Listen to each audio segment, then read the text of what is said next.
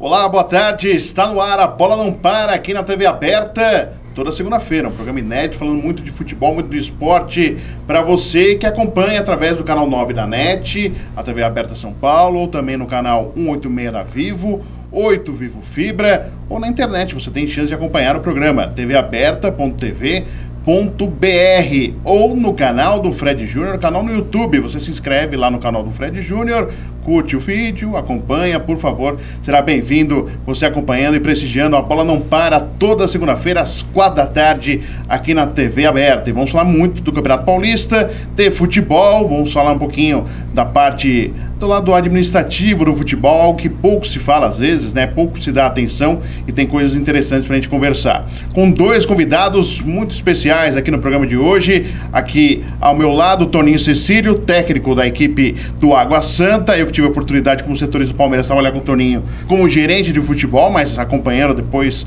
o trabalho dele como treinador, também convivendo com o Toninho Cecílio. Toninho, obrigado pela presença, boa tarde. Boa tarde, Fred. Parabéns pelo programa, é um prazer estar aqui. Obrigado pelo convite e espero aí poder discutir com você alguns assuntos aí sobre futebol, sobre a rodada e é um prazer estar com você aqui. Tanto tempo que eu te conheço, sei o profissional que você é, a gente teve uma convivência muito bacana, muito profissional e legal esse novo programa seu, a gente torce para ter muito sucesso. E numa época, obrigado, viu, Toninho, uma época que eu fiz uma matéria revelando um valor no contrato da Fiat na época, que o presidente Beluso era o diretor de planejamento, e deu uma fumaça ali, deu uma dor de cabeça do Toninho Cecílio, que tinha umas pressões ali, o pessoal meio bravo ali. O Toninho trabalhava com o Saverio Orlando, com o Gerardo Marino, e tinha umas fumaças ali. O Toninho foi muito bacana comigo, mas faz parte, acontece na vida, no dia a dia de um setorista de clube, uma certa pressão em virtude de alguma matéria ou outra que acaba aparecendo. E também está aqui no estúdio, participando do programa, Rinaldo Martorelli, ex-goleiro, ex-jogador e presidente do Sindicato dos Atletas Profissionais de São Paulo. Ele que até participou de organização do Campeonato da Imprensa também, o Martorelli, o sindicato. Né, Martorelli? Boa tarde, obrigado pela sua presença aqui no programa. Ótima tarde, é um prazer estar aqui com o meu zagueiro. E ele estava falando essa juntos. Coisa de quando eu te conheci. Vamos deixar isso pra lá, né, Fred? E tem uma ligação interessante, né, entre vocês dois. Até vocês jogaram juntos no Palmeiras. E o Toninho foi presidente do Sindicato dos Atletas. Ele é o responsável por estar onde eu tô hoje. E você hoje. sucedeu o Toninho, é isso, né? Exatamente. Toninho, recebi um telefonema, eu estava jogando no Taubaté. Você pode ir até o sindicato? Posso, claro. Cheguei lá, falou, tô deixando isso aqui. E não vejo outro cara pegar isso aqui, a não ser você. E eu gostei da ideia, tô até hoje lá. Que legal. E a gente vai falar sobre essa história e também da vida do Toninho como presidente do sindicato, penso que não foi só jogador, gerente de futebol, foi presidente do sindicato.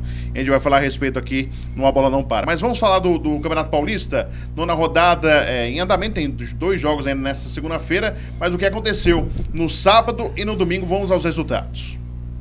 No sábado, o clássico Corinthians e Palmeiras, 2-0 Corinthians. O palmeirense fica aí de cabeça inchada aqui. Já vejo o palmeirense todo triste. O Corinthians venceu 2-0. São Caetano bateu o São Bento por 1-0.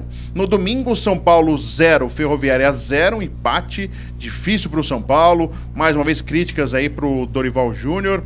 Mirassol 1, Ponte Preta 0. Santos bateu o Santo André 2-0. Gabigol voltou a marcar. Mal chegou, já é o vice-artilheiro do Campeonato Paulista, com 4 gols. Ele levou amarelo, tá fora do clássico contra o Corinthians. Bragantino 2, Novo Horizontino 1. Nessa segunda-feira, daqui a pouco, tem Ituano e Red Bull Brasil, Botafogo e Linense. Vamos à classificação do Paulistão. Depois da nona rodada que aconteceu, vamos à classificação do Campeonato Paulista. Do grupo A, Corinthians lidera com 16 pontos, teve essa vitória importante sobre o Palmeiras, já tinha um pouco de fumaça pro Carille, deu uma tranquilidade, venceu o Palmeiras, tem estreia na Libertadores. 9 jogos, 5 vitórias, 1 empate, 3 derrotas. O Bragantino, 12 pontos, 9 jogos, 3 vitórias, 3 empates, 3 derrotas. O Bragantino, uma campanha equilibrada em relação a vitórias, empates e derrotas. Ituano, 11 pontos, 8 jogos, 2 vitórias, 5 empates e 1 derrota. E o Linense tem 5 pontos, o Linense está muito mal no campeonato e deve ser aí virtualmente rebaixado pela campanha que vem fazendo no Campeonato Paulista. Em 8 jogos, 1 vitória, 2 empates, 4 derrotas. Vamos ao grupo B do Paulistão. Grupo B, que tem o São Paulo liderando com 11 pontos, mas teve empate, briga da torcida ontem no Morumbi, lamentavelmente. 9 jogos, 3 vitórias, 2 empates, 4 derrotas. São Caetano são 10 pontos em 9 jogos, 3 vitórias, 1 empate, 5 derrotas. São Caetano, tava todo mundo dizendo, vai cair o São Caetano. Por enquanto já tá brigando na parte de cima, nesse momento, na tabela do Grupo B. Ponte Preta, 10 pontos, 9 jogos, 2 vitórias, 4 empates. Santo André, 8 pontos. Santo André que já foi dirigido pelo Toninho Cecílio, 9 jogos, 1 vitória, 5 empates e 3 derrotas. Empatou muito o Santo André. Grupo C, que é o grupo do Palmeiras. Tem o Palmeiras liderando com 20 pontos, 9 jogos, 6 vitórias, 2 empates e 1 derrota. 13 pontos tem o São Bento, 9 jogos, 3 vitórias, 4 empates, 2 derrotas. Novo Horizontino, terceiro colocado, 11 pontos, 9 jogos, 3 vitórias, 2 empates e 4 derrotas. E a Ferroviária tem 10 pontos ganhos, 9 jogos, 2 vitórias, 4 empates e 3 derrotas. Vamos ao grupo D, que é o grupo do time do Santos, que lidera com 17 pontos ganhos. A diferença dele pro Botafogo hoje e pro Red Bull, 6 pontos. Só que os dois jogam nessa segunda-feira, tanto o Botafogo como o Red Bull. Então o Santos lidera com 17 pontos, 9 jogos, 5 vitórias, 2 empates, 2 derrotas. Botafogo 11 pontos, 8 jogos, 3 vitórias, 2 empates, 3 derrotas. Red Bull Brasil, 11 pontos, 8 jogos, 2 vitórias, 5 empates e 1 derrota. E o Mirassol abaixo no grupo, mas bem equilibrado esse grupo, o grupo D do Santos, assim como o grupo do São Paulo, com 10 pontos do Mirassol, 9 jogos, 2 vitórias, 4 empates e 3 derrotas. Esse então a classificação dos grupos do Campeonato Paulista. E aproveitar esse primeiro bloco para falar exatamente do Paulistão, primeiro com o Toninho Cecílio, que vai disputando com o Água Santa o Campeonato Paulista Série A2. Toninho, primeiro vai falar da Série A2 um pouquinho, o nível técnico, como que você está vendo esse campeonato, essa competição? Você chegou com o campeonato em andamento, é mais difícil para o treinador, até o pessoal absorver o seu trabalho, o seu método de trabalho. Os jogos estão rolando. Queria que você falasse um pouquinho desse campeonato, Toninho. Olha, eu costumo dizer que a A2 esse ano está um mini paulista, porque com a redução aí nos 2 últimos anos do Paulistão, né, de número de equipes para 16 equipes, reflete na Série A2, você conta com Guarani, Portuguesa, própria Água Santa, que estava na 1 há 2 anos, o Santo André, que tem tradição, entre outras equipes, o Audax, que acabou de ser vice-campeão paulista, né, há 2 anos. Então, assim, é um campeonato que está com um nível muito forte, muito igual, assim, é o nível das equipes do interior da 1. É praticamente igual, Linense, Botafogo. Os jogadores são aqueles, o universo dos atletas, são aqueles atletas que disputaram a 1 ano passado, que estão aqui, o Edson Cita, são jogadores, Rafael, Chorão, que sempre jogou a 1 também, Linense. Então é um grupo de jogadores muito parecido, né? Então isso torna o nível da Série A2 também bastante competitivo, e é um campeonato que o Água Santa começou muito oscilante, né, com resultados negativos. Eu também tenho a minha responsabilidade desde a minha chegada, obviamente eu sou treinador, e tinha expectativa de ter tido mais resultados, assim. Eu ainda não tive os resultados que eu esperava, embora a atuação acho que ela vem evoluindo e cresceu, mas os resultados não acompanharam a atuação. Então eu estou contente com as atuações da equipe, sempre criando, nos últimos 3 partidos criando bastante e tal, mas o resultado realmente precisa vir junto com a atuação, senão de nada adianta. Mas assim, a gente tem ainda aí uma situação delicada, precisa de vitórias o quanto antes, porque não pode brincar com esse campeonato, justamente pelo nível que você me perguntou, o nível é muito forte.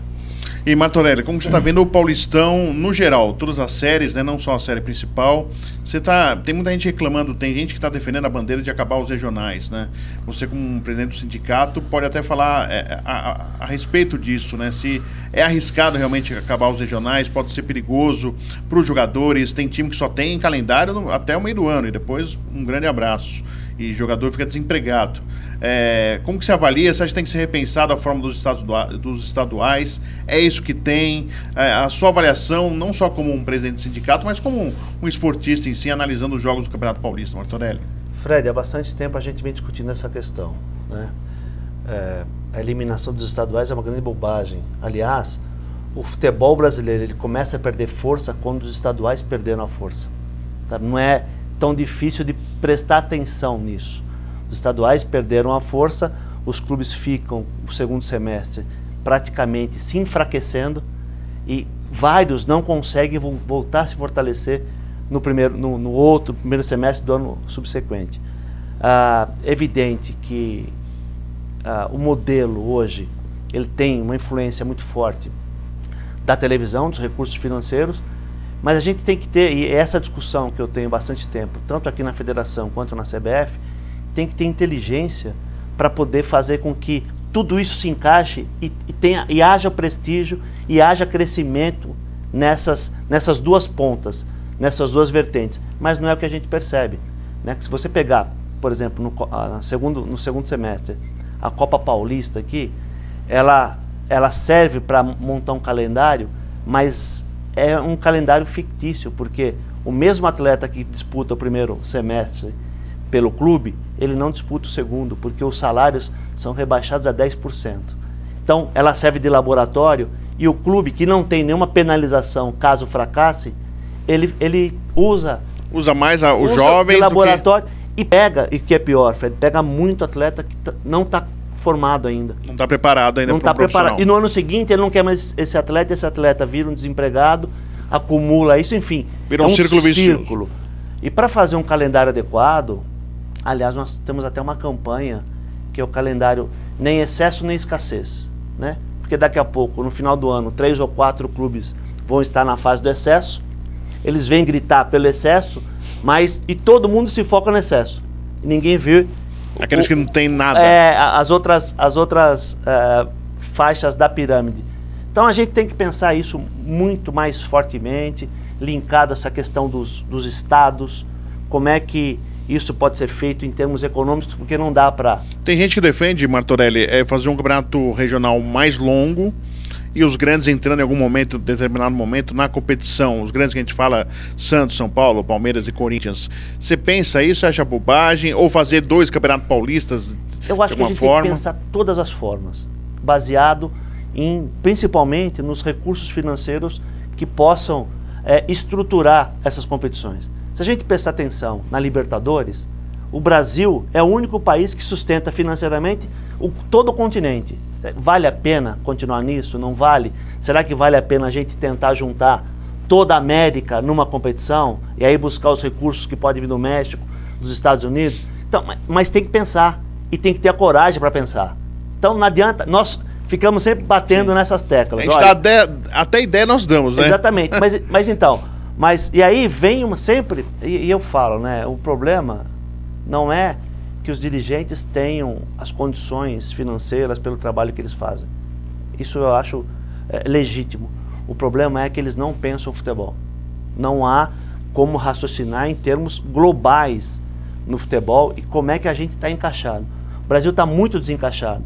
E ainda o Brasil se vale do talento de pessoas como o Toninho, né, de técnicos que estão aí se atualizando. E é uma fileira pequena, né? E do talento do atleta em campo. É muito pouco para o Brasil. Por isso que a gente acaba, né, chega na Copa do Mundo, vem uma Bélgica e engrossa para a gente. E em termos técnicos, isso não seria possível. Mas tem toda uma esteira aí de organização que acabam influenciando dentro do resultado, dentro do campo, do resultado do jogo.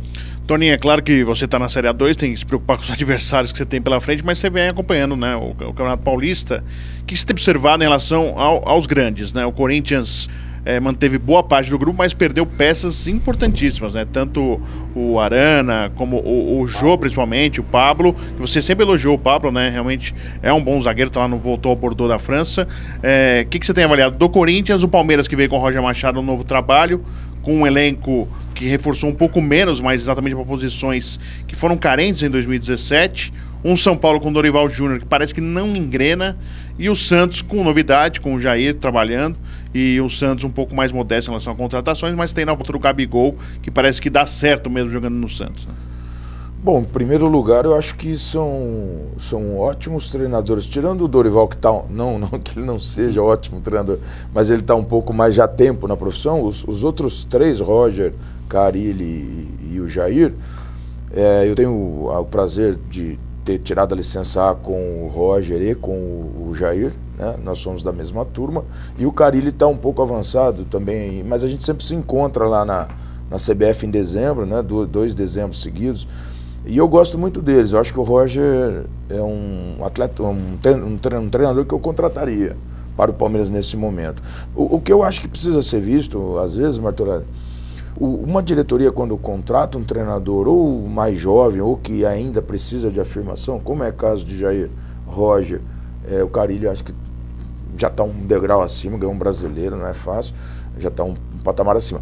Mas você não pode trazer o treinador, eu acho que e deixá-lo, entregar o time com a comissão técnica dele e pronto. Eu acho que tem que haver um processo. Eu lembro quando a gente apostou no Caio Júnior, foi o primeiro time grande dele na carreira. Nós conduzimos um processo que o fortalecia. Você não pode jogar o treinador lá e se vira, não tem como, Martorelli? Ainda mais Corinthians, Palmeiras, São Paulo, não dá. Muita pressão, a gente sabe disso. Então, assim, Flamengo, enfim, todos esses times que... o Flamengo com o Zé Ricardo, lá, eu acho que precisa criar uma forma de trabalho. É diferente de você, por exemplo, trazer o Luxemburgo consagrado, quando a gente já fez no Palmeiras também, ele toma conta, ele já tem experiência. Já sabe o caminho, né? Agora, quando você aposta não aposta, mas você opta por um treinador mais jovem, mais talentoso, com comando, né? Porque o comando não depende da idade, né? Claro. Tem uns que têm, outros que não têm. Então, esses treinadores, eles precisam de uma estrutura. É importante o clube também pensar assim, eu vou formar jogadores, mas também quero formar treinadores, né? Ajudá-los a ter sucesso. Eu acho que essa perspectiva falta no futebol. Mas exatamente com base, deixa eu te interromper, Toninho, mas é com base nesse conceito é que eu aposto as minhas fichas no Toninho. Porque é aquela coisa, às vezes o treinador chega, o Jair chegou no Santos, por exemplo, ele tem que conhecer um pouco da história do Santos, porque às vezes uma atitude que ele toma vai contra a história, pensando na modernização, ele acaba com o trabalho dele. Tem uma dor de cabeça logo de cabeça. São coisas que parecem bobagem, né? Olha, é exatamente o que o Toninho falou, ele tem que estar encaixado, tem que estar com a estrutura toda, preparando sempre. Lá no Santos vai o DNA ofensivo, se ele fala assim, eu prefiro jogar defensivamente, aí já... Entendeu? Então, eu acho que isso falta para os clubes aqui e é o que tem lá fora. Né? Eu, como tinha algumas funções lá fora, você percebe que a ideia, a concepção deles é muito mais ampla e dá muito mais respaldo para o trabalho. O trabalho se desenvolve, há uma comunicação com a imprensa, com torcida, e a coisa vai desenvolvendo. E aí o talento vai fluindo. Aqui, às vezes, não dá tempo de fluir talento. Não, então, inclusive, até ele me perguntou do campeonato, eu acabei levando o assunto para treinador. Mas que é uma delícia, a gente... Mas, assim, o caso do Rogério Ceni foi isso. Eu vejo talento no Rogério e capacidade para ter dado certo desde o primeiro momento. Mas eu acho que houve algum equívoco dele também. Algum atropelo, né? Dele também, mas assim, na montagem da estrutura no entorno dele, Rogério. Ele achou que por conhecer muito o São Paulo seria mais fácil um início de trabalho. Porém, uma coisa é ser jogador, outra é treinador, né? É bem diferente, mas eu vi nele que ele... As ideias, né? Quando você escolheu o Rogério para ser o treinador do São Paulo, eu acho que precisou ter sido implantado um projeto para ele dar certo. Exato. Qual seria esse projeto? Rogério, não dá, ser transparente, não dá para você ter 2 auxiliares apenas, estrangeiros, que não conhecem o futebol brasileiro, que não conhecem o mercado, que pode buscar um cara, você perdeu um jogador vendido ali, que venderam bastante jogador no Rogério, justiça seja feita, caras importantes, aquele que foi pro PSV, o menino rápido, esqueci o nome dele agora, mas você sabe, a gente fugiu o nome, muito talentoso, mas o auxiliar dele que está no mercado... Do Ajax, o Neres do Ajax. O Neres, Isso. Não, o outro, tem mais um do PSV, acho que foi... tudo bem. Ele já vai buscar alguém na Série B, já está com uma carteira observada. Esse é um dos pontos. Outros pontos também seria uma discussão por exemplo, o Rogério e outros começam com um pecado, eu acho, que é querer, é natural, né, Martorelli? Mas é querer ser moderno, ser elogiado. Sim. É normal, é natural. Você sai comportamento, né? Você sai da carreira de jogador e passa direto para de treinador. Há um choque nisso aí.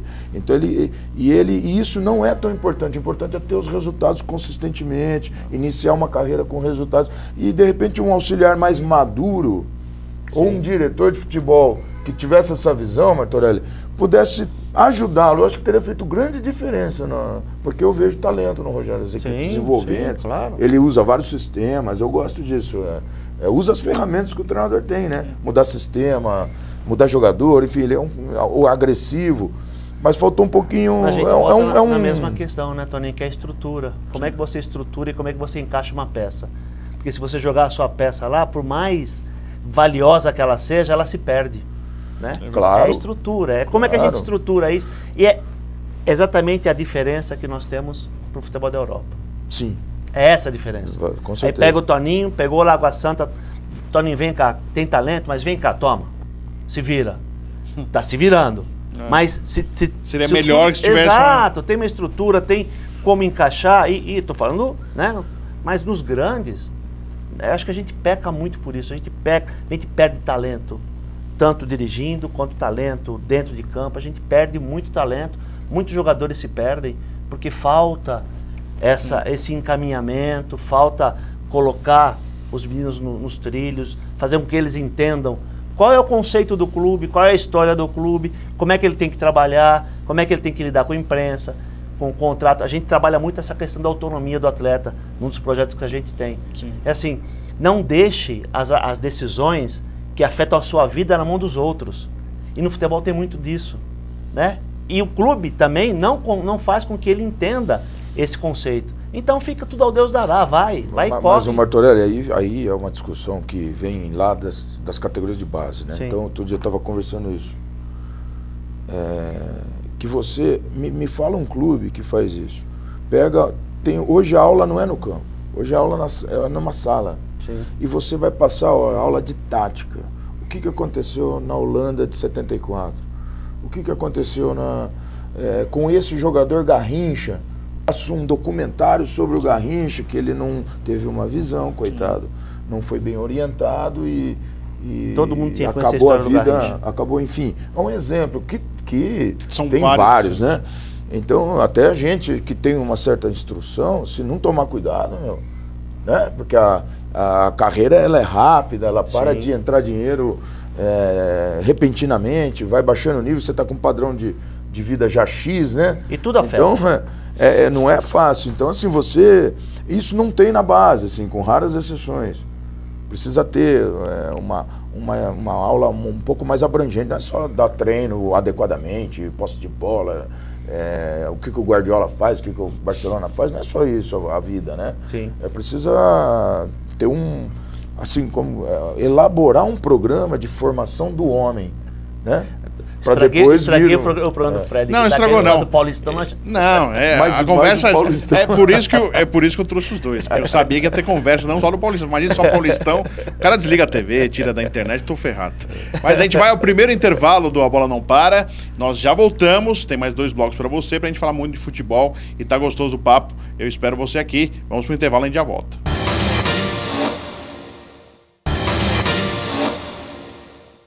Estamos de volta com A Bola Não Para, aqui, TV aberta, São Paulo, canal 9 da NET, 186 da Vivo, 8 Vivo Fibra. Você pode até participar através do nosso e-mail, abolanãopara@terra.com.br. Tem as redes sociais, meu Twitter, o meu Instagram e também o YouTube. Você pode acompanhar o programa A Bola Não Para através do canal do Fred Júnior. Você se inscreve lá, curta, por favor, ajude a gente, divulga bastante para seus amigos aí o programa A Bola Não Para através também da internet no YouTube. E aqui com a gente nos estúdios da TV Aberta São Paulo, no A Bola Não Para, o Toninho Cecílio, técnico de futebol, técnico do Água Santa, e também Reinaldo Martorelli, presidente do Sindicato dos Atletas Profissionais do Estado de São Paulo. E Toninho, vou aproveitar para você.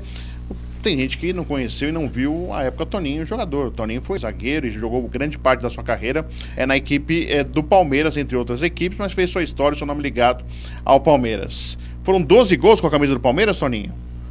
Segundo as estatísticas, eu não contava, né? Até porque eu vou sofrer por contar zagueiro, contar gol. Aí, Fred. Acho que tem demais, mas pelo que contam, no profissional do Palmeiras foram 12. Capitão da equipe por muitas vezes, né? Foi vários anos, Vários anos capitão da equipe.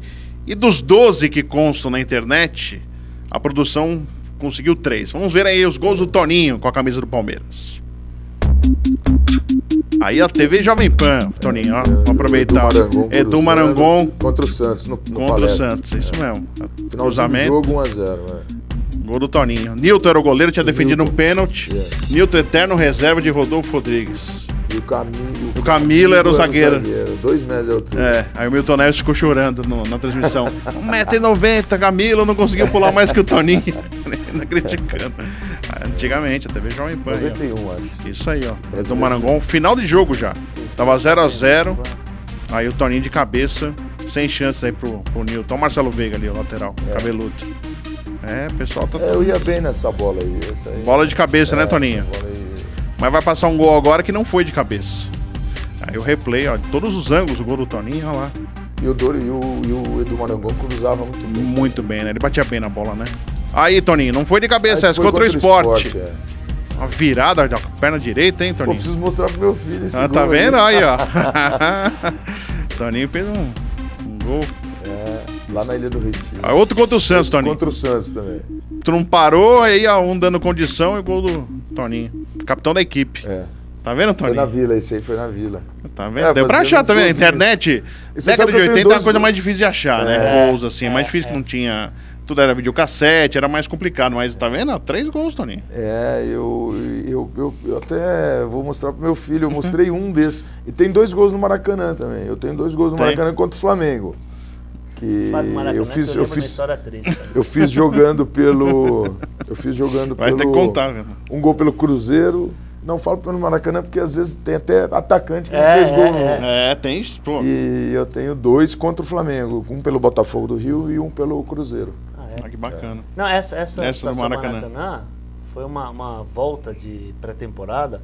O primeiro jogo, não tinha lateral esquerdo, botaram o Toninho pra jogar. Nós e Botafogo no Rio. Verdade. A ala direita deles era Maurício e Josimar. Como é que você lembra desse... E o Toninho voltando. E o Toninho, nós voltando de férias, o Toninho voltou depois. Ele é mais novo que eu. O Toninho é mais novo que eu, ele enfim... Não, era sub-20 ainda. Ele tava subindo, ele treinava. E o treinador muito amigo meteu ele de lateral. Não tinha outro. Não, machucou. Não, na verdade, na pré-temporada machucou alguém, ou 2 laterais, não sei. E me chamaram, eu tava descansando em Avaré. Era o Carbone o técnico ou não? Era o Carbone. Aí botaram o Toninho lateral esquerdo. Aí eu olhava pra ele, Fred. Pra voltar. Ele sem treinar. Olha, sem treinar. Josimar e Maurício. No Maracanã. Olha como que era o futebol, pro pessoal entender. Isso hoje jamais aconteceria, né, Fred? Mas não, eu fiquei paradinho ali, né? Minha esquerda só pra subir o ônibus. Eu não passava do meio. Eu aguentei o jogo todo. Aguentou? Não, foi perdendo de 1-0, né? 1-1. Um negócio assim.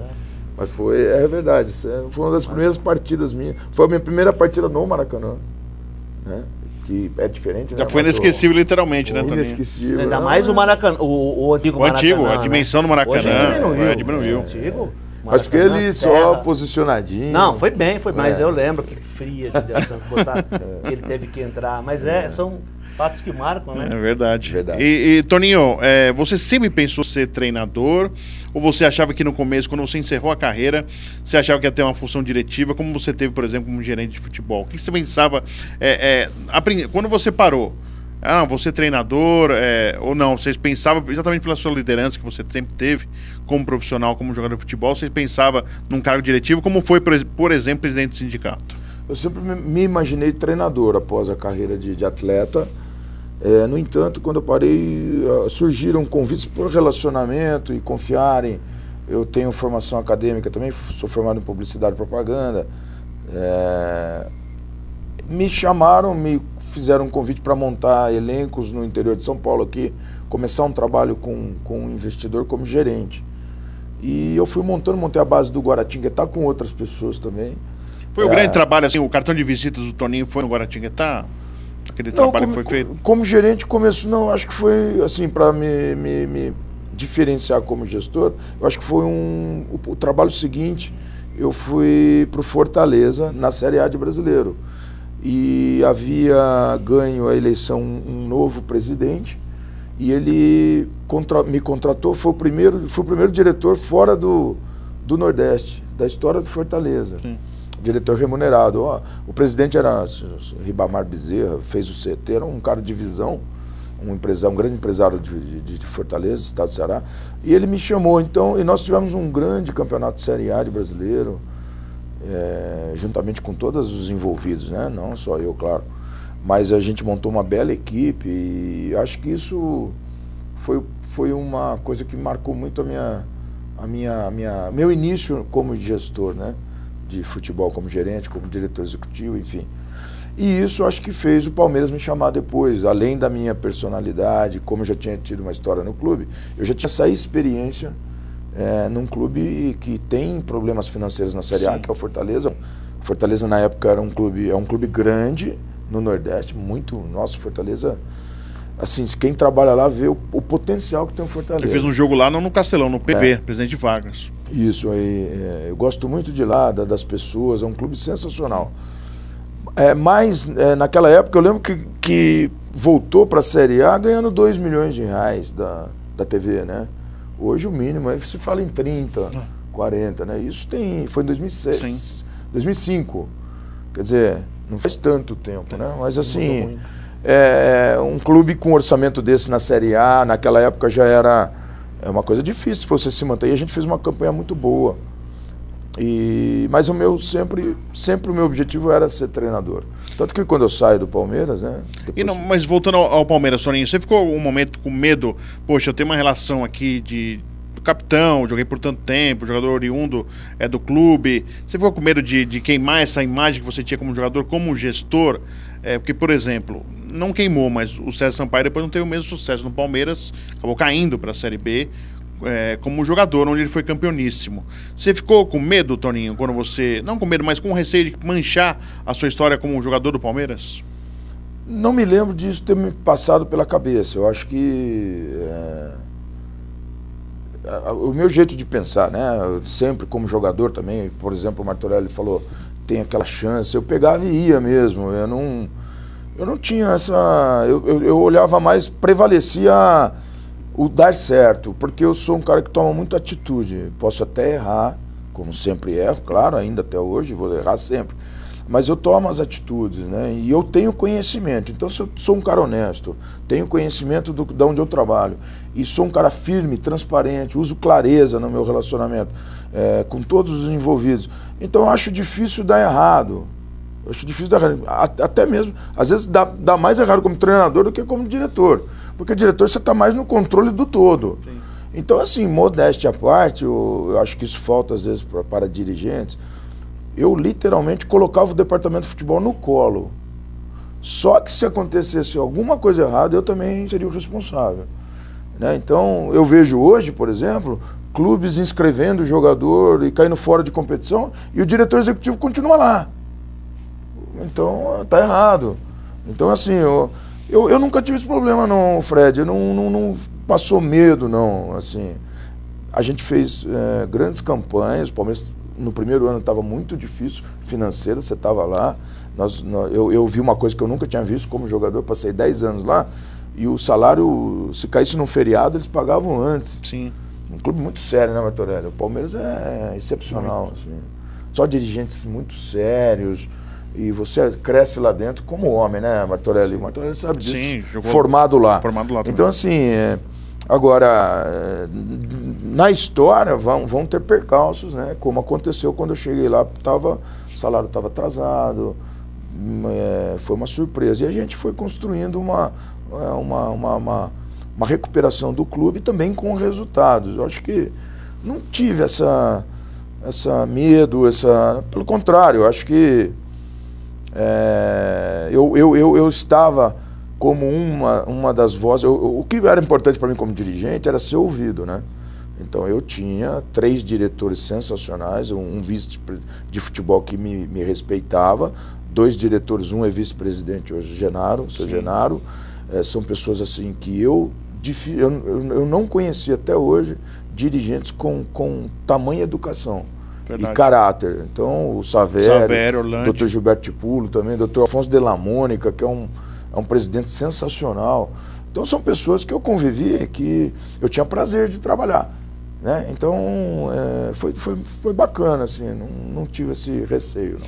E aí foi para treinador, o que você queria mesmo, né, Toninho? Como que você avalia até então a sua carreira?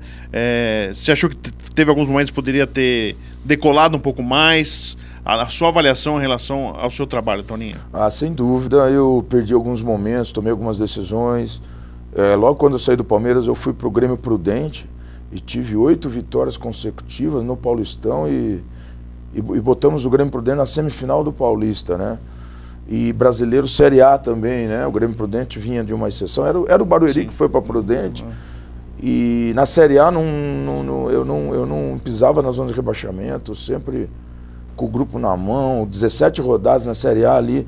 E aí eu recebi uma proposta do Vitória, eu acho que eu cometi um equívoco ali. Eu acho que eu tava ficou um mês de Vitória, né? Um mês. Que eu achei injusta a minha demissão. Não perdi um jogo no Barredão, agora vou ficar lembrando. Né? Mas assim, eu acho que algumas decisões, eu acho que eu comecei muito bem a carreira de treinador, né? E já tinha sido treinador no Guaratinguetá antes de ir para o Palmeiras, também tinha livrado o time do rebaixamento, deixado na A1. Então eu vinha bem. E depois disso também tive ótimos trabalhos, no 15 Piracicaba, uma recuperação maravilhosa e tal. Mas assim, eu acho que eu estou ainda, eu acho que o fato de eu ter sido muito tempo de gerente, diretor, me roubou, obviamente, um tempo que acho que se eu tivesse sido treinador sempre, desde o início, eu já estaria, acho eu, né, num estágio mais diferente, fixado, de né? maneira firme, assim, mas eu sou ciente de tudo que me é responsável, das minhas escolhas, e acredito que estou construindo ainda a carreira, né? Por ter passado muito tempo como diretor, eu ainda estou construindo minha carreira de treinador num ótimo nível. Acho que eu sempre trabalhei na Série A, B e A1 e A2 do Paulista. Então, meu segundo time na A2 do Paulista. Então, é um nível muito bom. Sim. Nível muito brasileiro bom. Da mesma forma. Acredito eu que estou ainda bem colocado, estou num clube sério que tenta se reerguer, voltar para A1 do Paulista.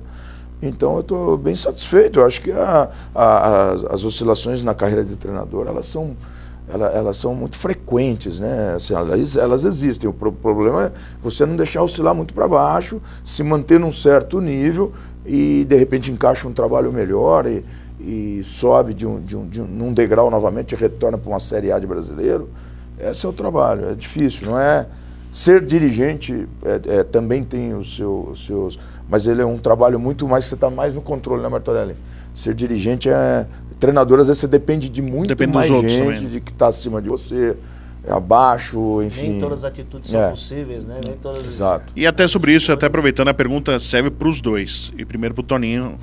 O jogador hoje, você tem que ser mais maleável no tratar, Toninho? Não dá para ser mais assim um técnico mais ríspido, mais firme, porque o jogador acaba não aceitando, isso gera um problema para você depois para frente em relação a relacionamento?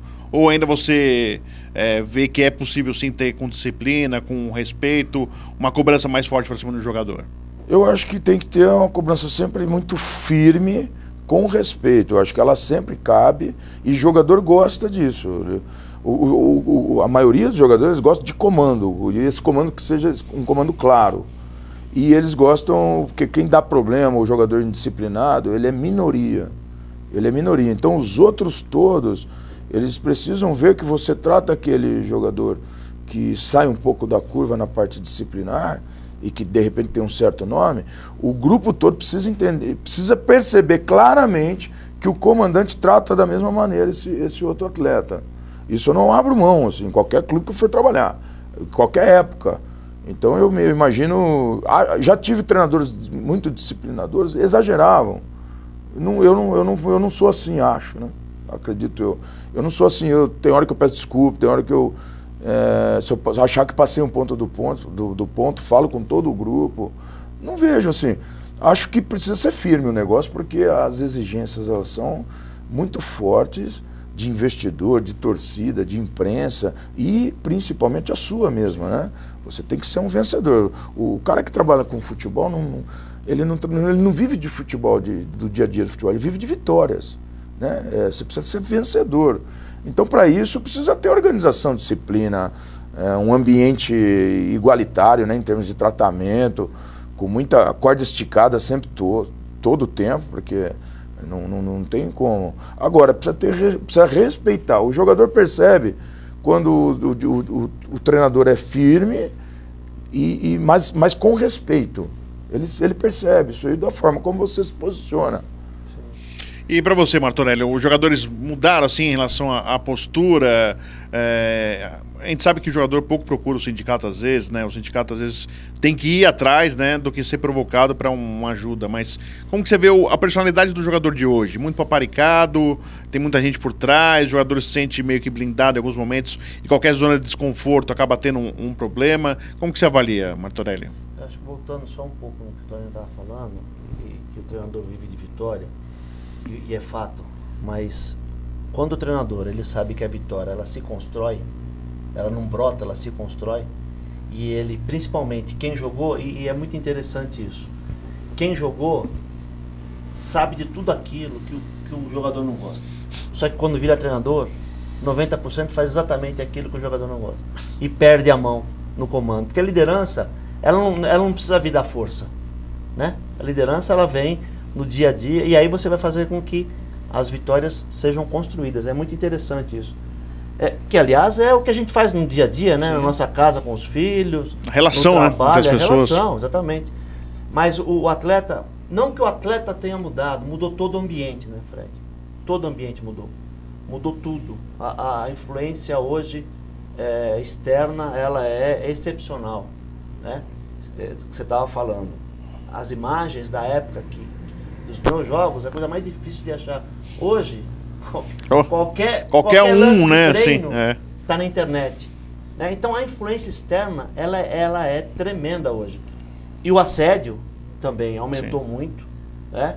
Então tem que saber lidar com isso, mostrar para o atleta como saber lidar. Evidente que existe sempre um ou outro que dá problema, que não se encaixa. É o que o Toninho falou, os atletas, a grande maioria, 99%, são pessoas amáveis, são pessoas de fácil trato, né? Tem 1% que é difícil. E isso em todos os sentidos. Mas, por outro lado também, ele se deixa influenciar muito por esse externo que eu estava falando. Ele não presta atenção qual é a melhor influência para ele, para a vida dele, para a carreira dele. E é o trabalho que a gente faz, né? Olha, presta atenção no que nas informações que você está absorvendo, quais são os impactos que ela causa na sua vida, enfim. E é isso, né? Então, vai falar aquela história, mas a categoria não se interessa, mas eu vou mais longe, porque eu também fui professor de Direito Coletivo, fui estudar a história, como é que nasce tudo isso. O brasileiro, ele tem uma outra postura, em todos os níveis. O brasileiro é aquele que não vai na reunião na Assembleia do Condomínio e depois reclama. Xinga o síndico. Sim. Então é isso, a participação, a politização. Olha, como nem é que fala participa? de síndico, viu, Martorelli? Eu fui síndico, é uma tragédia, meu Deus. Como é que participa? Essas coisas, elas têm que ser culturalmente cultivadas, elas têm que ser, né, introduzidas. E nós não temos isso no nosso dia a dia. É falar para um filho, olha, vai participar, vai dar tua opinião equilibrada, Sim. vai discutir, vai ouvir a opinião do outro. Enfim, é a participação, é o crescimento como cidadão. O atleta, ele não deixa de ser um cidadão. E se nós, em termos de cidadania, temos perdido tanto, imagina um atleta que é um segmento que é ainda desvalorizado, que não é visto como um trabalhador, que não conhece a pressão que ele vive, enfim. Dá pra gente ficar 3 dias falando verdade. disso. E a gente, no terceiro bloco, a gente vai falar um pouco mais do trabalho do Martorelli no sindicato, mas até aproveitando, Toninho, no encerramento do segundo bloco, você foi presidente do sindicato. Como que surgiu isso para você? E como foi essa experiência como presidente do sindicato? Que depois você fez um sucessor aí que está do seu lado. Eu tive uma experiência muito bacana, eu gostei muito, fui convidado para as reuniões do sindicato num primeiro momento, era o o Valdir Pérez, né, na época, Oscar, o Vladimir, eles que comandavam o sindicato, se revezando nas eleições, nos mandatos.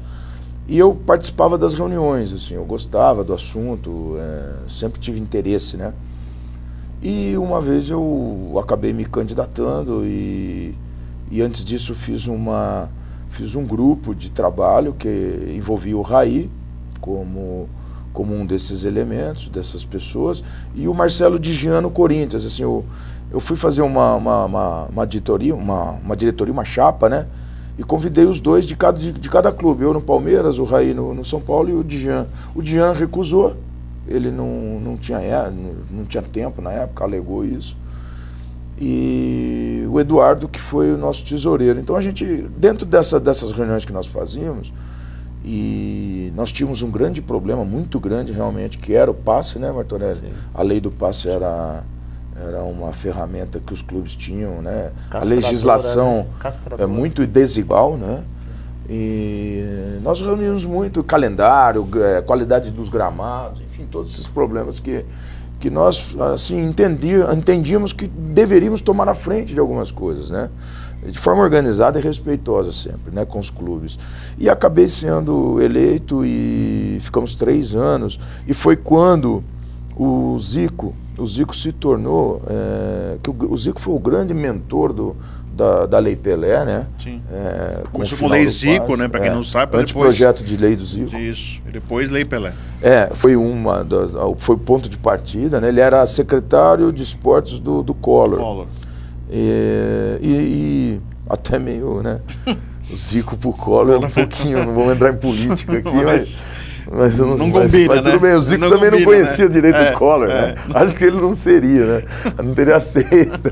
Mas assim, o Zico, um grande caráter, uma pessoa extraordinária, e nós começamos um trabalho em São Paulo, ele no Rio, fazíamos várias reuniões segunda-feira, que era a minha folga, né? Eu pegava o avião e ia para lá com o nosso advogado do sindicato, o doutor Heraldo Panhoca na época. Sim. E, enfim, nós conseguimos em São Paulo um grande apoio a esse anteprojeto de lei. Aí eu fui transferido para o Botafogo do Rio. Eu não poderia ser mais presidente do sindicato. E uma coisa que me marcou muito e me fez convidar o Martorelli para assumir de alguma maneira o sindicato naquela época, foi porque eu jogava. Eu assumi o sindicato com 23 anos. E tive muita dificuldade. Você não consegue, você está jogando, você recebe pressões, você não tem tempo, você acaba se... Tem a carreira prejudicada, que foi o caso dele. Ele teve a carreira prejudicada por causa disso. De algumas coisas sim. Aí o Martorelli estava parando, né? Ele é pouca coisa mais velho que eu, estava parando. E ele sempre foi um cara muito sério, Martorelli, dentro do meu ambiente, eu conhecia ele no Palmeiras, sempre muito correto nas coisas que ele fazia, muito sério, tem uma educação privilegiada, né, uma família bacana, e eu convidei. Então, assim que nosso trabalho foi muito exitoso, o meu, do Raí, isso o Martorelli sabe bem, que a gente... Sim, o Raí ficou comigo depois. O Raí também ficou um pouco depois, porque ele não saiu de São Paulo, né? Só eu. Como eu mudei de estado, fui jogar no Rio, não poderia ser, e o Martorelli assumiu e está fazendo um grande trabalho desde então. Legal.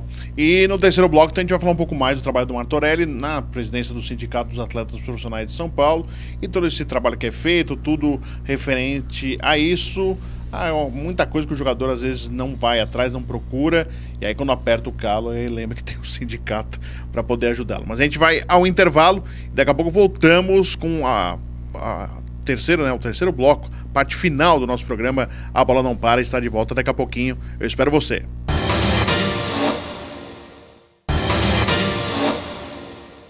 Estamos de volta, terceiro e último bloco do A Bola Não Para, dessa segunda-feira, dia 26 de fevereiro. E a gente, no segundo bloco, nós mostramos gols do Toninho Cecílio. 3 gols a gente achou lá na internet, Cavalcando, a produção também achou. E o Martorelli citou, é mais difícil na década de 80. Mas não é que a gente achou também alguns lances do Martorelli. Não são muitos, Martorelli. Até porque goleiro, o pessoal coloca gol. Não põe. Põe o que o goleiro tá tomando, mas não põe, né? A minha mãe, quando eu joguei no Náutico, ela torcia pra tomar gol pra ela me ver na televisão. Você acha?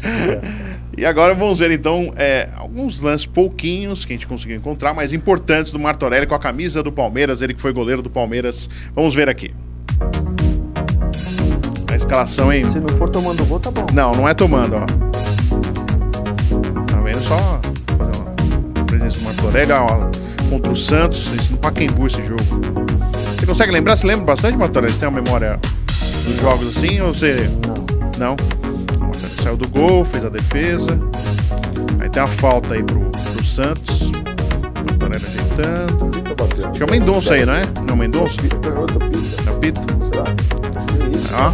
Que defesa, Martorelli, gostou? De vez em quando, não se fantasiava só não, ia na bola. Tá vendo? Você viu? Não sou treinador de goleiro, não. Tá vendo? Eu acho que não... Não só se fantasiava, não, de vez em quando ia nas bolas. Você viu? Porque gol é fácil, goleiro tomando gol é o que mais acha, mas... Né, pelo menos dá pra lembrar, né, Martorelli? Nem eu sabia que tinha essas imagens aí, legal. Muito legal mesmo. E como que foi pra você, Martorelli, a sua carreira como goleiro? Como que você qualifica? Claro que na passagem do Palmeiras, muita gente lembra por 86, a final contra a Inter. Sim, porque era a expectativa de uma saída de fila que não aconteceu, né? Eu tenho. Você e o Denis ficaram mais marcados naquele momento, né, Martorelli? Eu tenho uma história. A minha história dentro do futebol, ela é muito rica, né? Eu cheguei no Palmeiras ainda dente de leite, nem infantil era ainda. Me formei, tive toda a formação, joguei, fiz mais de 200 partidas no gol do Palmeiras. Depois joguei um pouco no Náutico, no Goiás, no São Caetano, no Taubaté. Aliás, quando o Toninho me convidou para assumir o sindicato, eu estava no Taubaté. E só fazer uma correção, que ele falou que eu estava parando, não estava não. Eu que parei. Tem uma história que quando eu comecei a fazer um trabalho mais efetivo, teve uma ordem da federação, do Fará, que me proibia que os clubes de São Paulo me contratassem. Aí foi quando eu falei, quer saber, com 32 anos, aí eu falei, não, deixa eu me preparar melhor para fazer o que eu estou fazendo. Mas a minha muita coisa, eu fui o primeiro goleiro a ser cotado, para ser contratado na Itália, em 84, que era o maior campeonato do mundo. Sim. Quer dizer, isso as pessoas nem sabem disso. Em 84 tinha Platini, Maradona, o que tinha na Itália. Exatamente. E esse campeonato de 86, inclusive, na época, a Gazeta Esportiva, eu saí como goleiro do campeonato da Gazeta Esportiva, e tinha Rodolfo Rodrigues, tinha Carlos, tinha Valdir Pérez. Eu que fui goleiro do campeonato, quer dizer, não era qualquer coisa. Sim. Né? É que depois a carreira truncada, eu jogava, já era sindicalista e não sabia, né? Porque eu tomava a frente das coisas, eu me posicionava, eu via as injustiças, principalmente com os meus companheiros, eu sempre tomava a frente. Eu tomava a frente dos problemas que acontecia com o roupeiro, com o pessoal do campo. Só para ilustrar, outro dia estava lá, agora me foge o nome dele, o rapaz da contabilidade do Palmeiras, que vai fazer as homologações no sindicato, e na hora que eu vi, ele também está há bastante tempo lá, falei, pô, você está há bastante tempo? Falou, pô, eu tô, e o Valdir? Valdir é um motorista. O seu Valdir? Ele estava ali fora. Ele veio me dar um abraço, falou, Martorelli, depois que você foi embora, ninguém cuidou mais da gente como você cuidava. Quer dizer, para mostrar como é que era essa relação. E eu adorava fazer o que eu fazia, de ter essa relação, de estar no campo. Eu adorava isso. Mas, enfim, a vida, né, me direcionou, a vida e o Toninho, né, me direcionaram para esse segmento. E eu lembro de uma passagem em 84, quando tinha uma perseguição ao Mário Sérgio a respeito do doping, né? Eu lembro muito isso, ficou muito marcado para mim, porque na primeira fizemos uma reunião no sindicato, que nós éramos uns 60 atletas dos clubes grandes, né? E para tomar algumas atitudes, e naquela semana repercutiu muito, e todos os atletas foram muito pressionados pelos clubes para não participar. Na semana seguinte, nós havíamos marcado uma reunião para a semana seguinte, e na semana seguinte, nem o presidente do sindicato, que era o Vladimir, estava na reunião. Só estava o Deodoro, que jogava no Juventus, como diretor, eu e o Mário Sérgio. Os 60 dos outros todos não estavam. Quer dizer, para mostrar como é que é a coisa. Mas eu estava lá e eu já entendia isso, a necessidade de fazer esse trabalho. E é isso que me alegra hoje, fazer o trabalho que eu faço, de conseguir passar para os meninos, quando eles nos procuram, um pouco disso, as necessidades que ele tem, enfim, um pouco de tudo que a gente vem falando. Semana passada eu fiquei muito feliz que um dos atletas, a gente também cuida dos atletas que precisam de cirurgia e fisioterapia. O Rodrigo Branco ligou agradecendo a cirurgia que foi feita. Enfim, vocês nosso trabalho vai... no time, aqueles que não têm... Tem o Expressão Paulista, que é o núcleo de treinamento para que eles possam se recolocar. Ou seja, aqueles jogadores no que mercado. não estão trabalhando, não estão no mercado, não ficam parados, têm a chance de... Mas é muito mais que isso, né? A gente trata o Expressão como um centro de formação humana, porque tem a Centro Social, que é a Silvana Trevisan, que está fazendo um baita no trabalho. A gente faz com que eles participem do curso do Educatleta, que trabalha a autonomia do atleta, aquela coisa, não deixa que outra pessoa tome decisão da sua vida, por você. Sim. E aquela história, eu vou te levar para a China, Fred, legal, eu vou ganhar um dinheiro em cima de você, só que quem vai comer gafanhoto é você. Você consegue? Você suporta isso? Ou você vai arrumar, você vai arrumar uma dívida? Enquanto o cara está aqui... Exatamente. Então, essas coisas que a gente faz com que eles parem e pensem, né? E o trabalho é uma delícia. Agora, dia 26 agora de março, são 20 anos do fim do passe, que é um trabalho que eu me dediquei muito para essa legislação que veio logo depois da Lei Zico, e felizmente mudou toda uma característica. É evidente que isso já aconteceria, porque nós trabalhamos para que ela acontecesse naquele momento, mudou toda uma característica. O atleta hoje tem capacidade, eu falo, o Neymar, né, eu uso muito o exemplo do Neymar, nós demos a condição para ele montar o patrimônio financeiro que ele montou. Evidente que tem todo o talento dele aí. Sim. Mas tinha o Pelé também. Pelé com o passe, ele foi montar o patrimônio financeiro só depois que ele saiu do Brasil. Então, só para as pessoas entenderem uma coisa e outra, né? Eu, por exemplo, por que eu tenho essa coisa com o passe? Porque no Palmeiras, como eu era sindicalista e não sabia, eu fiquei de castigo 1 ano e 7 meses. Sem salário e encostado. E tinha proposta do Botafogo, do Flamengo, do São Paulo e do Corinthians. Tinha desses 4 grandes, fiquei encostado 1 ano e 7 meses, sem receber salário, sem poder trabalhar, né? E quase me amargurando, né? Enfim, então é só para as pessoas entenderem um pouquinho e por que eu me sinto tão bem fazendo o que eu faço hoje. Por que eu me dedico tanto e cada vez que eu chego no trabalho eu fico tão alegre aqui de poder falar um pouco disso, de poder rever o Toninho, de falar do trabalho que a gente faz. Martorelli, muito obrigado por participar aqui do programa. Muito obrigado mesmo. Prazer te ver, aí no sindicato. Prazer revê-lo, viu? Sucesso, o programa tá uma delícia. Obrigado. Cada vez mais sucesso para você. Valeu, obrigado, Martorelli. E meu zagueiro também. Toninho, mais uma vez, cara, muito obrigado. Você veio de São José dos Campos, vai trabalhar ainda, mas veio já direto pro programa. Muito obrigado. Sucesso para você na Água Santa e na sua carreira como treinador, Toninho. Tá, eu que agradeço, Fred. Também foi um grande prazer encontrar o Martorelli, que é uma pessoa que eu admiro bastante. É um grande amigo que a gente tem há muitos anos, desde que começou no futebol, né? E foi muito bacana, Martorelli, te encontrar. E a você, Fred, o meu desejo realmente que você tenha uma grande temporada aí com esse novo programa, e sempre que precisar de alguma coisa de nós aí, para a gente comparecer. As ordens sempre. Nós estaremos sempre disponíveis aí, porque a gente tem um respeito muito grande, você é uma pessoa com muito conteúdo, né? Você não é um jornalista qualquer, você é um jornalista que tem uma experiência vasta, um conhecimento do futebol impressionante, né? Então a gente também tem muito respeito. Mim, muito respeitoso, sempre foi muito respeitoso, muito respeito. De integridade e caráter, por isso é que só chamar. Legal. E serão chamados com certeza. E assim colocamos ponto final, então, na edição desta segunda-feira do A Bola Não Para, que volta já na semana que vem, já no mês de março, que tá passando rápido o ano, hein? Mês de março já voltamos com mais uma edição do A Bola Não Para. Grande semana a todos, até a próxima, tchau.